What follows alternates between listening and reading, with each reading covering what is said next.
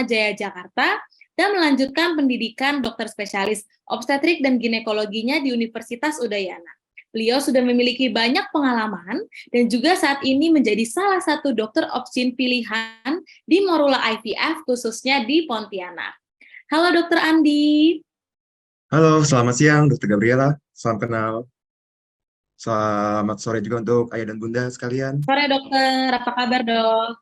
Yuk, baik. Hari ini luar biasa. Oke, dokter udah siap dok untuk sharing sama Aibun semua hari ini dok? Ya, sudah tentunya. Oke, nah sebelum kita mulai dengan nanti pemaparan materi dari dokter, mungkin saya mau bertanya satu hal dulu ya dok, ini juga pertanyaan yang banyak dari para Aibun semua. Mungkin Ya, kelainan kromosom pada janin itu bentuknya ada apa aja ya dok, dan apakah ini nanti ada dijelaskan di materi dokter dok?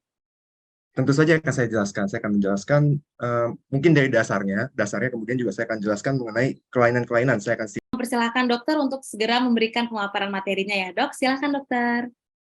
Oke, terima kasih atas waktunya. Atau 23Y pada laki-laki. Jadi laki-laki dia akan memecah dari yang awalnya 46XY menjadi 23X, 23Y. Sedangkan pada perempuan dia akan memecah menjadi 23X sama 23X juga. Tujuannya apa? Tujuannya adalah di slide selanjutnya. Supaya dia bisa menghasilkan anak dengan kromosom yang sama seperti orang tuanya, 46XY. Jadi, kalau misalnya dari Sunjungki, sperma yang 23Y itu bersatu dengan sel telur yang 23X, dia akan menghasilkan anak laki-laki. Kalau misalnya sperma dari yang Sunjungki adalah 23X bertemu dengan telur dari Songheki yang 23X, dia akan menghasilkan anak yang perempuan. Nah, itu secara garis besar untuk proses bagaimana dari seorang ayah dan ibu bisa mempunyai seorang anak, laki-laki maupun perempuan. Nah, berikutnya kita akan bahas kenapa ini kan bisa menjadi masalah. Yuk, slide selanjutnya. Oke, jadi kelainan kromosom itu kita bagi berdasarkan ada yang memang didapatkan dari orang tua atau didapatkan dari lingkungan. Contohnya yang didapatkan misalnya pada kromosom dari si ayah dan ibu sudah bermasalah pada awalnya. Misalnya pada kasus-kasus seperti talasemia. Nah, itu mempunyai potensi untuk menurunkan kepada anaknya. Itu contoh kelainan kromosom yang sudah dibawa oleh orang tua. Jadi itu akan diturunkan dengan persentase 25-75% kepada anaknya. Berikutnya, nah selain itu juga ada juga yang namanya kelainan kromosom yang didapat. Kelainan kromosom yang didapat itu contohnya seperti apa? Seperti yang sudah saya jelaskan di awal, seorang manusia dia akan menghasilkan sel reproduktif berupa sperma maupun ovum yang akan dibagi secara seimbang, yaitu 23X atau 20 dan 23Y untuk sperma. Untuk perempuan, sel telur dia akan menghasilkan 23X atau 23X lagi ya satunya. Nah, proses pembelahan ini tidak luput dari yang namanya kesalahan. Kesalahan itu bisa jadi karena banyak hal, bisa karena lingkungan, karena toksin, menyebabkan harusnya pembagian yang setara antara sperma menjadi 23X dan 23Y menjadi 22X dan 24Y. Ini cuma salah satu contoh aja ya. Jadi menghasilkan kromosom yang tidak bagus. Seperti yang dilihat di gambar-gambar ini ada 22X, 24Y, 23XX, dan 23 yang tidak ada kromosom X-nya. Kromosom X dan Y itu adalah kromosom seksual, yaitu yang menghasilkan seorang anak itu laki-laki atau perempuan. Nah, efeknya apa? Lanjut.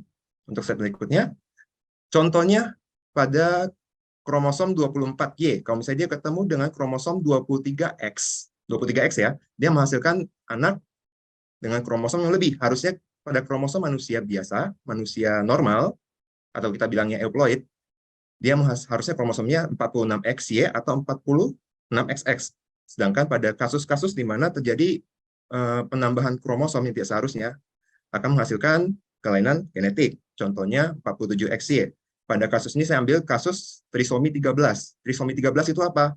Atau Down syndrome. Itu merupakan dari, jadi kita punya DNA. DNA itu jumlahnya ada 46. Di rantai yang ke-13 itu, dia salah membelah. Sehingga harusnya dia membelah dari 2 menjadi 1, dia tidak terbelah. Sehingga dia terbawa oleh spermanya Sunjungki. Dan menghasilkan anak dengan kromosom yang di atas rata-rata 47XY. Itu salah satu contohnya. Selain itu juga masih banyak contoh-contoh lainnya. Next. Nah, Ini salah satu beberapa contoh dari kelainan kromosom yang diturunkan oleh ibu maupun ayah. Untuk penyakit-penyakit yang bisa ditemukan seperti penyakit anemia, sickle cell atau thalassemia. Pasti sudah sering juga ayah bunda mendengarkan tentang sickle cell atau thalassemia. Atau penyakit pembekuan darah, hemofilia. Ini penyakit-penyakit yang sering ditemukan pada para bangsawan yang darahnya susah untuk membeku. Atau penyakit muskular distrofia, itu penyakit di mana badannya itu susah, kaku digerakkan dan dia akan membentuk sudut tertentu. Atau penyakit kanker juga sekarang yang sering diturunkan dari ibu ke anaknya, kanker payudara. Itu karena gangguan pada gen BRCA. Itu bisa menyebabkan resiko lebih gampang terkena kanker payudara. Dan contoh yang bisa kita lihat saya seperti pada kasus Angelina Jolie. Dia mempunyai gen BRCA sehingga dia memilih untuk mastektomi. Nah, itu merupakan kelainan-kelainan kromosom yang diturunkan. Penyakit buta warna juga salah satu yang diturunkan. Dan masih banyak lagi kelainan-kelainan yang dapat diturunkan dari ayah maupun ibu dengan persentase 25-75%. Next.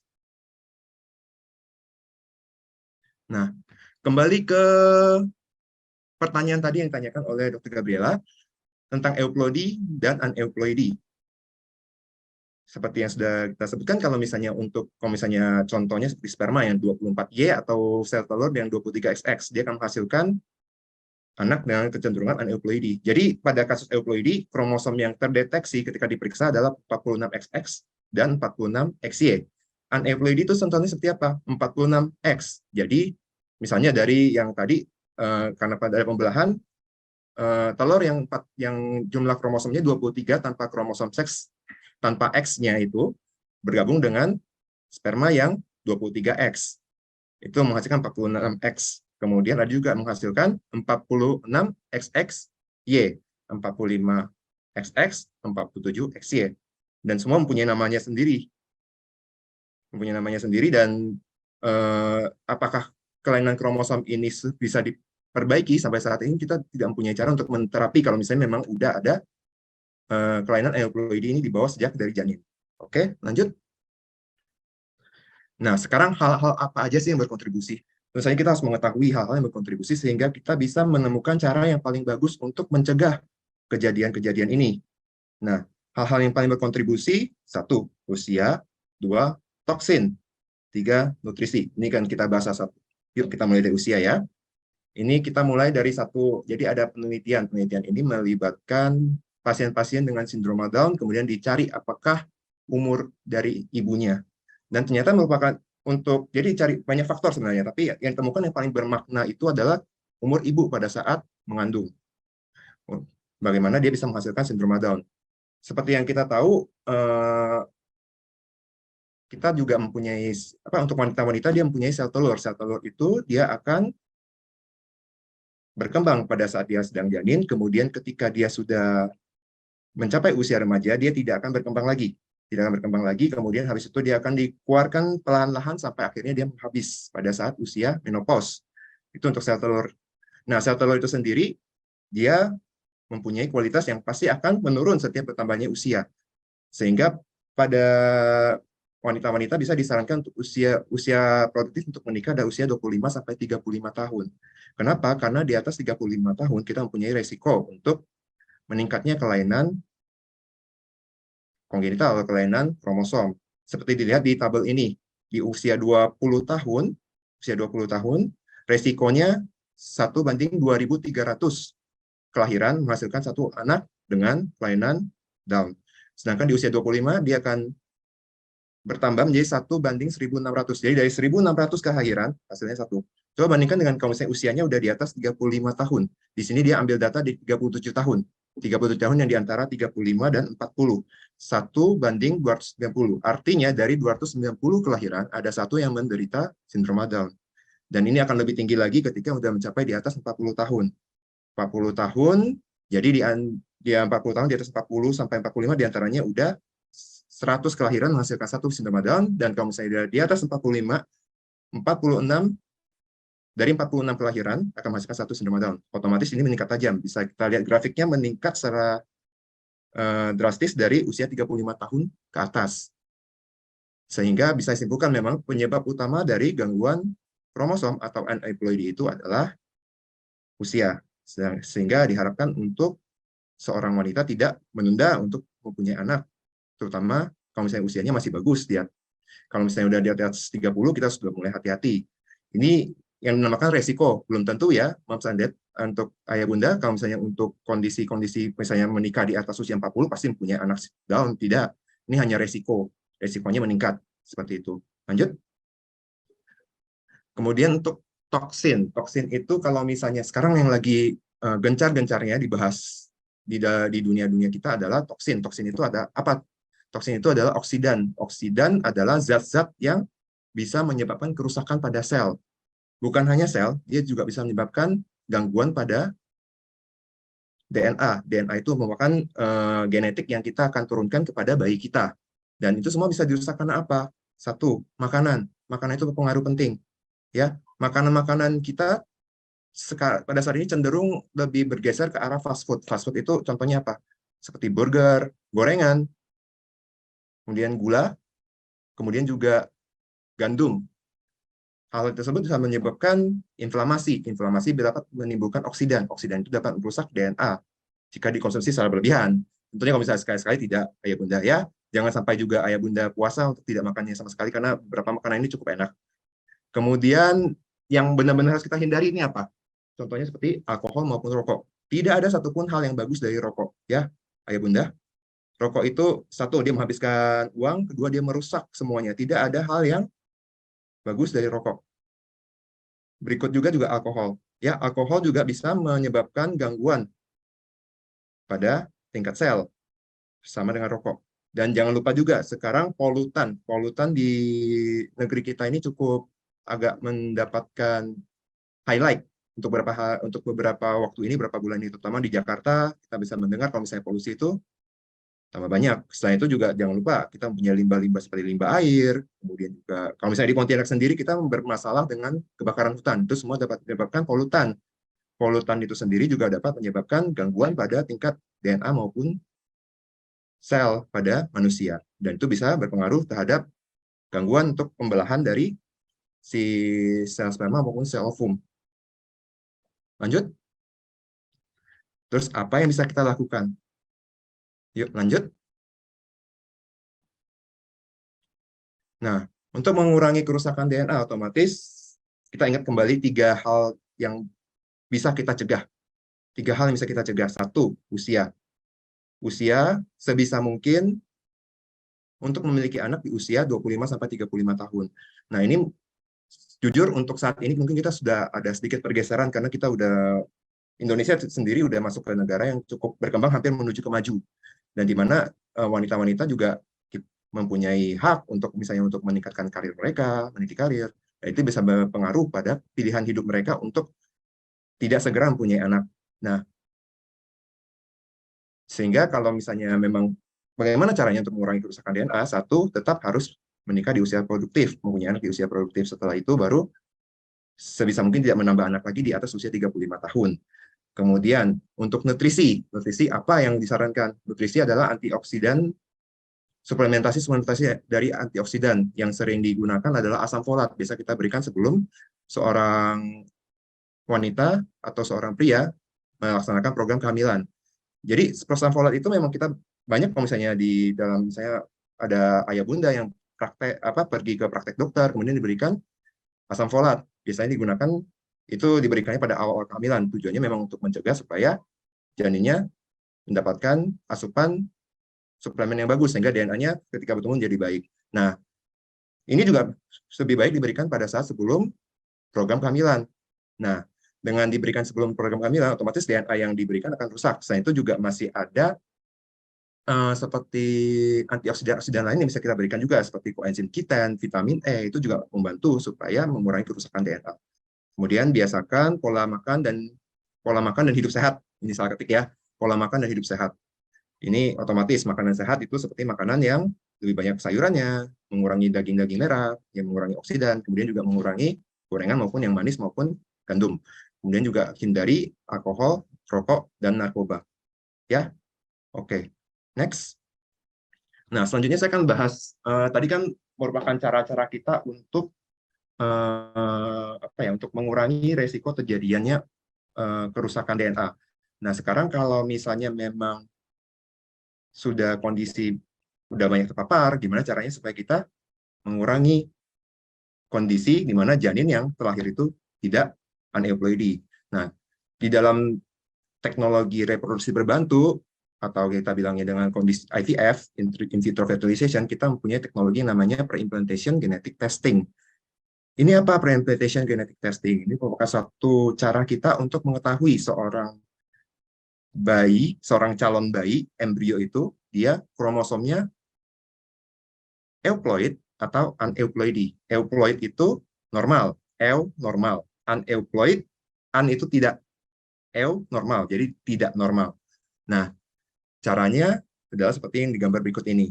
Ya, jadi di gambar ini kita bisa melihat ini biasanya diambil pada saat embrio itu berusia 5 hari.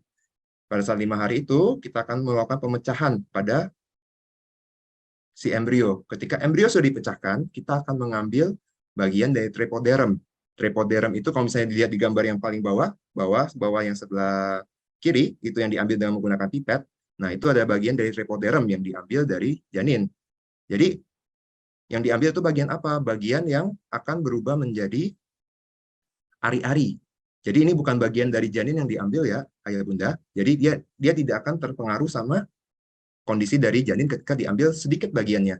Yang akan bertumbuh menjadi janin adalah yang di dalam gambar tersebut, di dalam bola tersebut yang warnanya agak kemerahan, warnanya agak ke pink.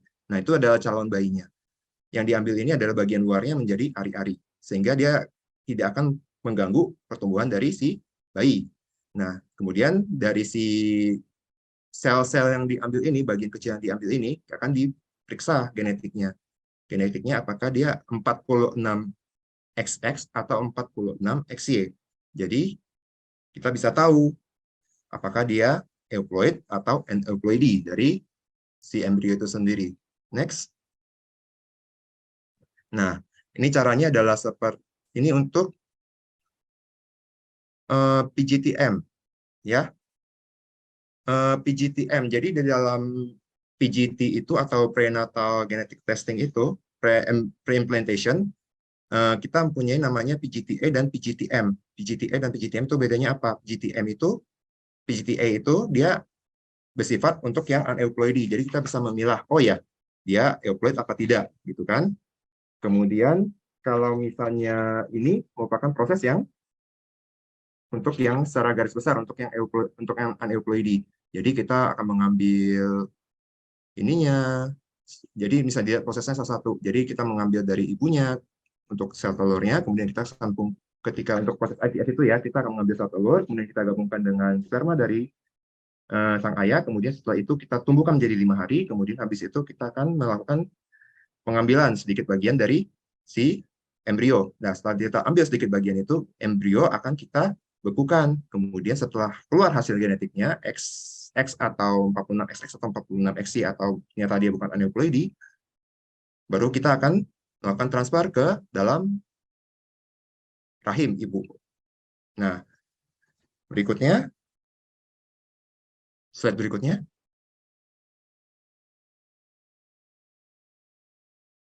Nah, seperti yang saya jelaskan, PGTA akan menghasilkan hasil 46XX atau 46XY.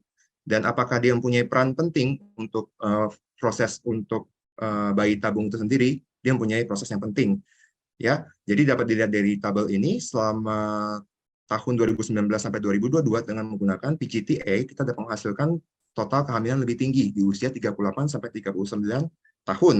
Kenapa 35 tambah 39 hasilnya lebih tinggi? Seperti yang kita ingat di slide-nya sebelumnya.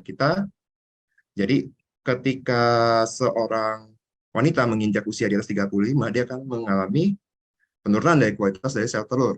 Nah, penurunan dari kualitas sel telur ini, ketika dia bergabung, menghasilkan embrio yang aneuploid, tidak normal, dia akan menjalani seleksi alam dalam tubuh seorang wanita, sehingga dia bisa gugur dengan sendirinya. Nah, sehingga angka keberhasilan kita untuk kehamilan akan meningkat tajam pada usia 38 sampai 39 tahun jika menggunakan PGTA, bahkan mencapai 68% dibandingkan sama yang tidak menggunakan PGTA. Oke, next. Kemudian satu lagi, ini merupakan salah satu jenis untuk pemeriksaan kelainan kromosom pada yang diturunkan. Yang diturunkan ini PGTM, ya, monogenic single gene defect. Jadi ini prosesnya itu sedikit lebih ribet. Tujuannya apa? Untuk mencari apakah ada kelainan gen yang diturunkan itu pada embrio yang sudah diambil. Nah, PGTM ini tujuannya untuk apa? Untuk mencegah ada bayi yang dengan talasemia, contohnya ya talasemia, hemofilia, atau dengan muskular distrofik yang tadi sudah saya jelaskan di awal, untuk tidak kita tumbuhkan terlebih dahulu ke dalam rahim ibu. Jadi kita bisa mengetahui, jadi kita ambil gennya ibu, ambil gennya ayah, kemudian habis itu kita bandingkan, kita cari mana yang gen yang bermasalah itu, kemudian habis itu kita bandingkan sama si embrio atau calon bayi yang sudah kita ambil itu, udah kita tumbuhkan sampai 5 hari. Adakah di dalam embrio itu mengandung kelainan yang dibawa oleh ayah dan ibu? Nah, kita bisa tahu dari menggunakan PGTM ini sendiri. Jadi kita bisa menyeleksi, oh bayi ini dia mempunyai gen thalassemia, calon bayi ini dia mempunyai gen muscular dystrophic, atau dia mempunyai gen untuk terjadinya buta warna. Sekarang ini merupakan satu teknologi yang sangat berkembang pada saat ini, ya. Jadi di luar negeri juga kita untuk ini masih banyak yang diteliti, dan ini cukup berguna. Kita bahkan punya kasus-kasus yang kita lakukan PGTM di Morola sendiri, hasilnya kita bisa menghindarkan anak tersebut untuk menderita penyakit menurun dari genetik ayah ibunya. Sudah terjadi pergeseran dari klinik dari Morola ini sendiri, bukan hanya untuk membantu untuk ayah bunda yang tidak bisa hamil, tapi juga membantu untuk ayah bunda memiliki anak yang lebih baik, terhindar dari penyakit genetik. Next. Oke. Terima kasih atas perhatiannya. Tetap berjuang. Kita yakin pasti ada mukjizat ketika kita berjuang. Terima kasih. Oke. Oke, baik dok, berarti semuanya yang penting dalam kadar porsinya ya dok ya, jangan berlebih dari MSG. Mungkin biar makanannya bisa lebih berasa, bisa didapatkan dari MSG yang alami tadi ya dok ya. Dan tadi jumlahnya harus sesuai dengan takarannya. Dari Zoom juga kebetulan pertanyaannya mirip dari Ibu Ninis Bekasi dan juga dari Ibu Rena di Karawang. Jadi kedua ibu ini dokter memiliki riwayat kelainan kromosom pada kehamilan sebelumnya. Dari Ibu Rena di Karawang itu kehamilannya itu dengan janin trisomi 18 dokter. Nah, apakah ada kemungkinan berulang di kehamilan berikutnya? Kira-kira berapa persen kemungkinan untuk berulang dan bagaimana cara mencegah dan apa yang harus dilakukan? Terima kasih. Oke, terima kasih atas pertanyaannya. Jadi untuk kemungkinan berulang, ada. Kemungkinan berulang pasti ada, ya. Cuma persenannya itu tergantung dari kondisi ibu, ayah, bunda, gitu kan. Saya nggak bisa menggeneralisasi, oh ya pasti, kalau misalnya pada ibu A yang usianya masih sekitar 25, dia mendapatkan anaknya sindroma Down, pasti beda dengan yang usianya udah sekitar 40. Jadi tidak bisa mengeneralisasi, oh ya, pasti akan berulang di pasien pada ibu yang A maupun yang ibu yang B, tergantung pada kasus. Jadi kalau misalnya memang ada kondisi di mana memang terjadi kelainan yang berulang, disarankan untuk ayah bunda memeriksakan kromosomnya. Siapa tahu di dalam kromosom ayah bunda sendiri bermasalah, bisa seperti itu. Kalau misalnya sampai berulang. Kalau misalnya tidak berulang, menurut saya sih tidak. Kalau misalnya usia masih muda, nggak usah takut, ya. Resikonya rendah untuk ayah bunda yang usianya misalnya di bawah 30, resikonya rendah. Seperti yang tadi kan ada grafiknya itu sendiri, kalau misalnya di usia di atas 40, di atas 35, grafiknya langsung meningkat tajam. Kalau di atas masih di bawah 20, misalnya di bawah 30, jangan takut. Hindari toksin-toksin, hindari makanan-makanan tidak sehat, perbaiki nutrisi, konsumsi asam folat. Ya, kalau misalnya memang takut berulang, bisa kita melakukan tindakan seperti yang tadi sudah saya jelaskan mengenai PGT-A. Ya, jadi tapi itu tindakan yang otomatis harus dibantu menggunakan bayi tabung. Kita bisa memilih sendiri sebelum calon bayi tersebut ditanamkan ke dalam rahim, sehingga kita tahu, oh ya, kemungkinan untuk dia mengalami sindroma Down lagi ya pasti tidak ada, pasti lebih rendah dibandingkan kalau misalnya kita tidak menggunakan teknik yang lebih modern ini. Oke, baik dokter, terima kasih atas penjelasannya. Tadi kemungkinan untuk berulangnya masih ada kemungkinan, namun beda-beda ya dok persentasenya. Ya, Kemudian jika kehamilan berikutnya berulang, atau mungkin ayah pun juga bisa melakukan cek terlebih dahulu tadi untuk dari ayah dan ibunya. Kemudian tadi kalau misalnya ingin melakukan seperti teknik yang sudah dijelaskan oleh dokter, yaitu dengan menggunakan bantuan dari program bayi tabung juga bisa ya dok, untuk kita memilih kira-kira janin mana yang akan ditanamkan nanti di rahim ibunya ya dok. ya. Oke, baik. Selanjutnya dokter, ini dari Ibu Anissa di Jakarta. Izin bertanya dokter, saya baru mengetahui bahwa saya sedang hamil saat usia 4 minggu, ketika usia 4 minggu. Namun saya sudah melakukan treatment botox 50 unit di wajah. Apakah ini bisa memicu terjadinya kelainan kromosom pada janin? Terima kasih dokter. Oke, terima kasih atas pertanyaannya. Jadi untuk apa ya? Untuk kelainan kromosom ya, kelainan kromosom tidak. Ya, menurut saya tidak. Kenapa? Karena botox itu kita hanya suntikan ke bagian wajah, kita suntikan ke apa? Suntikan ke bagian otot-ototnya, ya, supaya memicu supaya jadi kaku di bagian otot-otot tersebut. Nah, memang ada persentase dia akan turun ke bawah, masuk ke darah, tapi itu kecil, ya. Kalau misalnya dilakukan cuma sekali, nggak usah takut, ya. Nggak usah takut, lanjutkan saja kehamilannya. Kemudian nanti kalau misalnya ketika usianya udah di atas 20 minggu, baru kita bisa melakukan pemeriksaan secara lengkap. Apakah ada kelainan atau tidak pada bayinya. Oke, baik. Terima kasih banyak dokter. Semoga tadi menjawab pertanyaannya untuk Ibu Anissa. Kemudian dokter, ada pertanyaan dari Ibu Maria di Cilegon. Saat ini Ibu Maria berusia 31 tahun, tidak ada memiliki riwayat Down syndrome dokter, baik dari keluarga maupun dari keluarga dari Ibu Maria ataupun dari keluarga suaminya. Namun anaknya didiagnosa Down syndrome. Nah, ayah dari suaminya dan juga mertua itu perokok berat, dan kemudian ibu ini tinggal di kota industri kimia, dok. Apakah kondisi tersebut mempengaruhi dari diagnosa anak saya? Kemungkinan berapa persen lingkungan tersebut dapat memberikan dampak kelainan kromosom pada anak? Terima kasih, dokter. Oke. Jadi kalau misalnya untuk Down syndrome itu sendiri, tetap dari literatur yang saya baca, kontributor tertinggi adalah usia dari ibu. Ya, kontributor tertinggi dia adalah usia dari ibu. Kalau misalnya untuk toksin-toksin yang ada, dia hanya mengganggu untuk pemecahan dari kromosom tadi yang adanya ada satu pasang di dalam yang apa? Kromosom yang 18 itu dia ada satu pasang, dia akan memecah menjadi satu. Nah, dia hanya mengganggu di tahap kalau misalnya memang sudah sangat terganggu gitu. Sangat terganggu. Maksudnya memang pada kondisi-kondisi dengan perokok dia bisa mengganggu. Tapi tetap kontributor utama adalah usia. Oke, baik dokter. Jadi tadi kontributor utamanya itu adalah usia ya dok ya. Ya, Tadi ibunya hamilnya itu sekarang usia 31, berarti mungkin kemarin di usia umur 30 ya dok ya. Dan iya, tadi tetap ada faktor lingkungan, tapi tetap lebih besar dari faktor usia ibunya. iya, Baik dokter, ini banyak loh yang bertanya. iya. Ini dari Bu Erni di Cilegon dokter. Bayi saya yang pertama mengalami gastroskisis dok. Apakah itu merupakan termasuk kelainan kromosom? Karena jadi sekarang ibunya ada rasa trauma untuk untuk menjalani kehamilan kedua selanjutnya dok. Oke. Untuk gastrokisis ya, gastrokisis itu merupakan penyakit kongenital. Jadi kita harus membedakan antara penyakit genetik sama penyakit kongenital. Genetik itu penyakit yang dibawa sama kromosom. Kongenital itu kelainan dari bentuk bayi yang dibawa sejak bawaan. Jadi bisa disebabkan karena seperti yang didapatkan, bukan yang diturunkan. Jadi kalau ditanya apa yang bisa kita lakukan untuk bisa mencegah jadi gastrokisis, pastikan dulu ibunya bagus untuk hamil.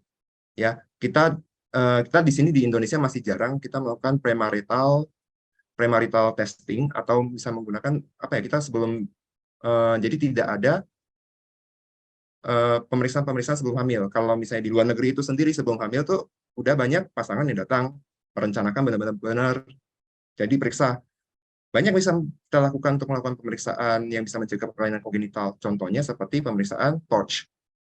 Ya, pemeriksaan TORCH itu bisa berpengaruh menyebabkan gangguan kongenital pada bayi. Kemudian juga kelainan-kelainan seperti kelainan autoimun itu bisa menyebabkan kelainan kongenital. Jadi kalau ditanya apakah akan bisa berulang kembali, tergantung sama kasusnya ibu. Apakah kasus ibunya ini ada penyertanya seperti ada infeksi apa tidak gitu kan. Kalau misalnya memang ada infeksi, kita tangani dulu.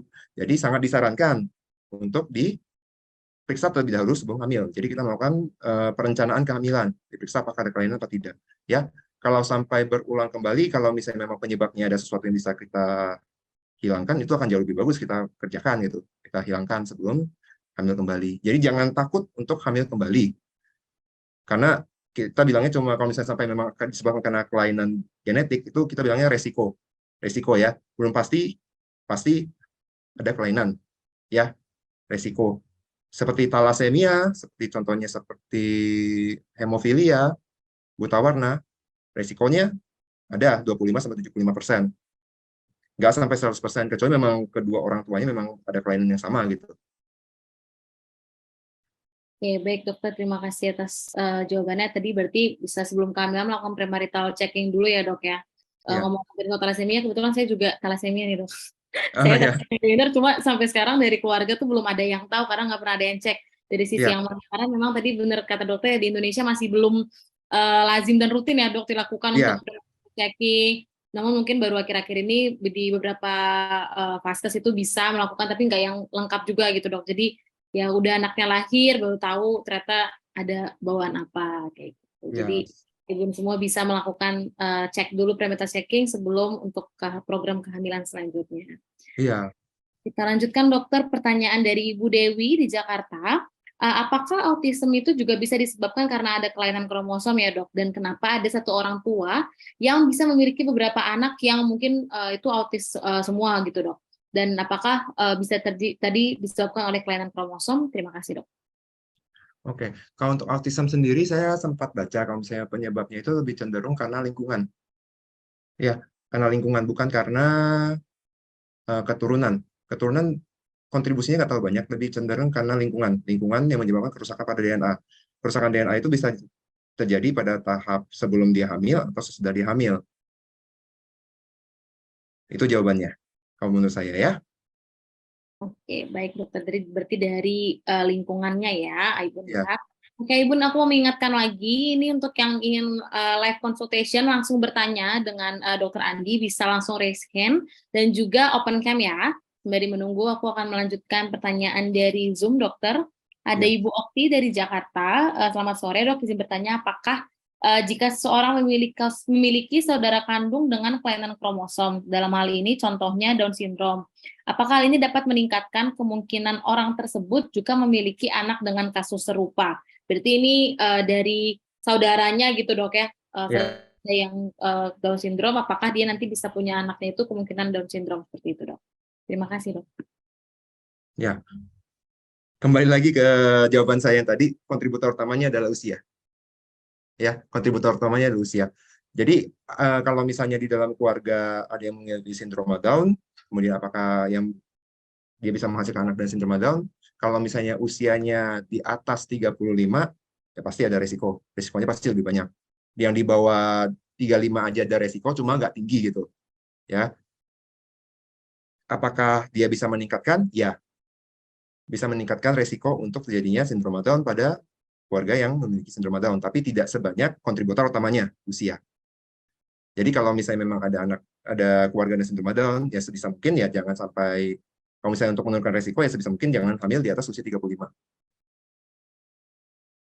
Oke, dok, berarti balik lagi sesuai tadi jurnal yang juga sudah dokter paparkan tadi ya dok ya, penelitiannya Ya, bahwa memang kontributor utama itu adalah usia. Tadi grafiknya juga kalau Aibun nanti mau lihat lagi, Aibun bisa lihat di aplikasi tentang anak, bisa menonton kembali webinar dengan dokter Andi. Nah itu tadi ada grafik penjelasan hubungan antara kejadian usia kehamilan dengan Down syndrome ya dok ya, memang tadi yang di atas 35 itu lebih semakin besar kemungkinannya. Oke, baik Aibun, ini aku tunggu beberapa menit lagi jika ada yang ingin bertanya dengan langsung ke Dokter Andi, pertanyaan dengan open cam dan juga raise hand. Dari ini Ibu Siti Hartina ingin bertanya. Tadi open cam? Oke, belum ya. Oke, kalau misalnya aku tunggu mungkin beberapa saat lagi, Aibun bisa kapan lagi nih bisa konsultasi langsung sama Dokter Andi langsung dengan spesialis obstin mau tanya jawab baik dengan tadi mau program kehamilan atau mungkin mau premarital checking atau mungkin tadi mau cek kromosom anaknya, itu semuanya bisa langsung ditanyakan di Zoom ini live session. Aku sekalian scroll-scroll di aplikasi juga ya dok, siapa tahu ada pertanyaan lagi. Ya.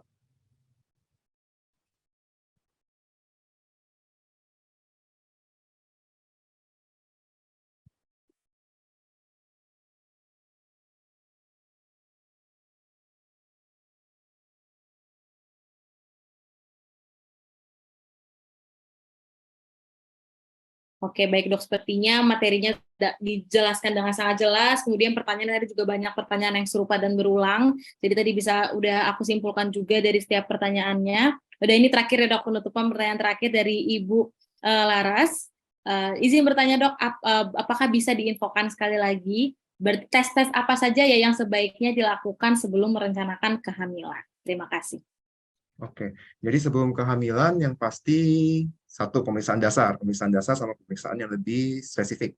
Yang dasar itu contohnya seperti darah lengkap, hemoglobin, itu yang dasar-dasar. Sama apa namanya pemeriksaan kimia klinik yang biasa kita lakukan, seperti contohnya apakah ada masalah di bagian ginjal, di bagian hepar, SGOT, SGPT, BUN SC. Kemudian juga ada pemeriksaan-pemeriksaan yang sifatnya spesifik. Yang bisa kita lakukan yang pertama itu satu TORCH. TORCH itu untuk status infeksi ibu. Nah, TORCH itu kenapa dipilih TORCH? Kenapa ada singkatan TORCH itu sendiri? Karena memang infeksi-infeksi itu sendiri udah terbukti dia bisa menghasilkan kelainan kongenital pada bayi. Sebaiknya memang disarankan untuk diperiksa sebelum mempunyai anak. Karena kalau misalnya udah mempunyai anak kemudian diperiksa, sudah agak telat. Disarankan diperiksa sehingga kalau misalnya memang udah ada infeksinya, kita lakukan terapi. Nah, kemudian juga pemeriksaan kalau misalnya sampai kejadian, ya karena kan seperti yang saya bilang, kita untuk kasus-kasus yang dimana terjadi aneuploidy, dia punya, ibu tuh mempunyai proses seleksi alam, di mana dia kan secara alam bawah sadar, dia akan menggugurkan bayi yang memang aneuploidy gitu. Nah, kalau misalnya memang jadi kejadian keguguran berulang, bisa diperiksa juga untuk contohnya seperti kelainan, apakah kelainan autoimun seperti SLE, itu anak profile, sama ada juga pemeriksaan untuk APS, tapi itu disesuaikan dengan kondisi ibu. Tapi kalau misalnya untuk yang dasar, pemeriksaan dasar seperti TORCH sama yang darah lengkap itu udah cukup. Tapi kalau misalnya lebih bagus lagi, kalau misalnya dikonsultasikan dengan dokter spesialis kebidanan untuk mengetahui. Karena kan setiap orang beda-beda gitu kan, setiap orang punya kasus yang berbeda-beda, punya ciri khasnya masing-masing, kelainannya juga beda-beda. Mungkin ada pemeriksaan yang diperlukan sama ibu tersebut, contohnya seperti pemeriksaan tiroid, itu juga bisa tergantung kalau misalnya memang kita menemukan ada peningkatan dari heart rate, peningkatan dari tensi. Nah, itu kalau misalnya kita periksa semuanya itu kebanyakan gitu kan, sesuaikan dengan kondisi ibu dan ayah. Oke, baik dokter. Berarti tadi bisa mulai dari pemeriksaan yang dasar, seperti dari lab-lab dasar, kemudian juga USG yang sudah diprogramkan juga ya dok, minimal berapa kali secara kehamilan, dan juga pemeriksaan yang mungkin lebih lengkap, namun juga kembali lagi ke mungkin faktor resiko yang mendasari, baik dari ibunya dan juga ayahnya ya dok. Baik dokter, luar biasa sekali pembahasan kita hari ini dokter dan juga Aibun semua yang telah antusias. Tadi ada sekitar 1.000 Aibun yang menonton melalui aplikasi tentang anak ataupun dari Zoom. Terima kasih banyak dokter karena kita sudah ada di penghujung acara. Mungkin saya bisa dokter bisa memberikan closing statement dok. Apakah ada pesan untuk pesan atau saran untuk Aibun yang sedang hamil ataupun sedang menjalani program kehamilan dokter? Silahkan dokter. Oke, untuk ayah bunda, kehamilan itu suatu hal yang luar biasa ya. Saya yakin luar biasa. Semua orang menantikan kehamilan, kelahiran anaknya gitu kan. Untuk yang sedang hamil, ya saya doakan supaya kehamilannya berlangsung dengan baik, kemudian juga bisa lahir dengan baik, sempurna, tidak ada masalah. Untuk yang memang belum dikasih rezeki, tetap berusaha. Ya, saya yakin dengan kita berusaha, pasti kita akan diberikan jalan. Jangan lupa juga untuk berdoa. Ya, salam sehat untuk kita semua. Baik, terima kasih banyak dokter. Aku di sini mau mengingatkan kembali kepada Aibun semua. Sebelumnya juga terima kasih kepada Morula IVF. Aku ingin mengingatkan bahwa Marula IVF ini merupakan salah satu klinik fertilitas terbesar di Indonesia yang bisa menjadi pilihan untuk ibu semua yang ingin menjalani program kehamilan, karena Marula IVF Indonesia telah melayani selama lebih dari 25 tahun, didukung dengan teknologi terbaru yang pastinya luar biasa dan juga sudah bersertifikasi internasional, dan telah membantu lebih dari 125.000 pasangan, serta dengan tingkat keberhasilan kehamilan tertinggi pernah mencapai 72%. Terima kasih banyak Dokter Andi sudah memberikan materi yang luar biasa dan sudah menjawab pertanyaan Aibun. Semoga dokter sehat selalu ya dokter. Ya, terima kasih Dr. Gabriela. Sehat selalu juga dokter. Terima kasih dok. Terima kasih Aibun yang telah menonton sampai akhir. Sampai jumpa di webinar selanjutnya ya Aibun. Selamat sore.